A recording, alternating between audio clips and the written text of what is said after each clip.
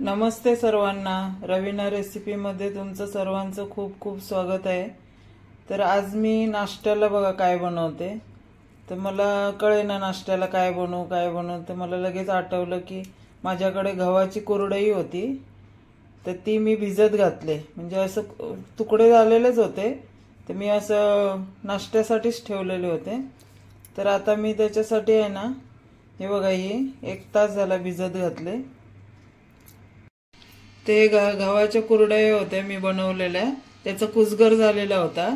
तर आता म्हटलं याचं मी झटपट आपलं कसं उपमासारखं होऊन जातं, मग त्याच्यासाठी मी बघा साहित्य काय काय घेतलंय। कांदा घेतलाय, टोमॅटो, कोथिंबीर आणि जिरं मोहरी फोडणी देणार आहे, आणि लाल तिखट, तुम्ही हिरवी मिरची पण घालू शकता। तर मला लाल तिखट घालायचंय, तर ते घालून मी आता तुम्हाला बनवून दाखवते। ते बघा कढई ठेवली, त्याच्यामध्ये तेल घालून घेतलंय, आणि हे कढीपत्ता आहे माझ्याकडे। मी कढीपत्ता असा सुकवून ठेवलेला आहे, तो घालून घेते। जिरं,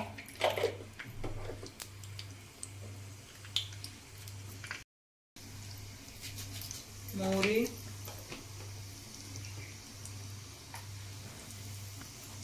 आणि आता आपली चांगली मोहरी तडतडली की मग कांदा घालून घ्यायचा।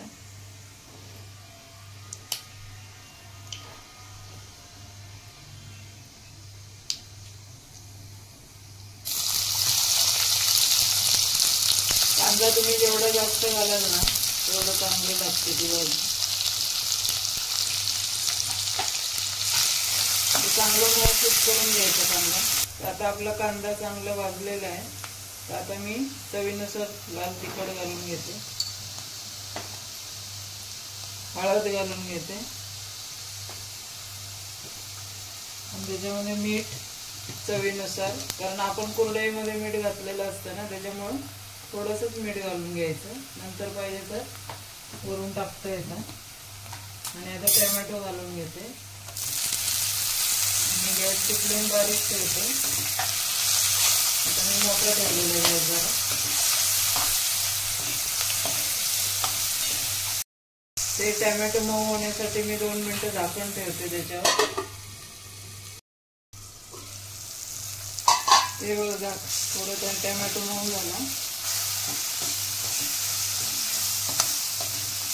तर मी त्याच्यामध्ये कुरडई घालून घेते।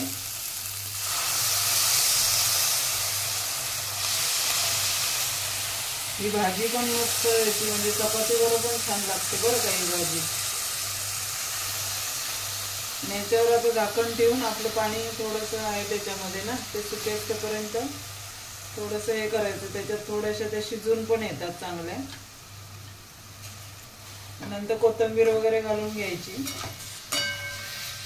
आता मी याच्यावर 5 मिनिटं झाकण ठेवते, म्हणजे हे जे पाणी आपलं आहे ना ते चांगलं कोरडं होऊन येईल, आणि त्याच्याबरोबर आपली कुरडई पण चांगली शिजून येईल।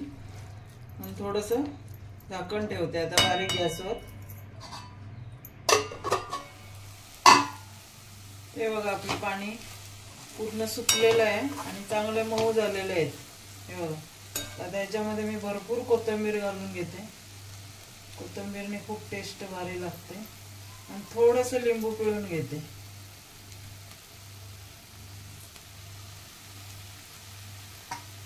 त्याच्यामुळे टेस्ट अजूनच मस्त लागेल। मस्त शिजलेले आहे, आणि खाताना पण एकदम मस्त लागतात। हे बघा तर झाली आपली तयार। ही बघा तयार झाली आपली झटपट रेसिपी।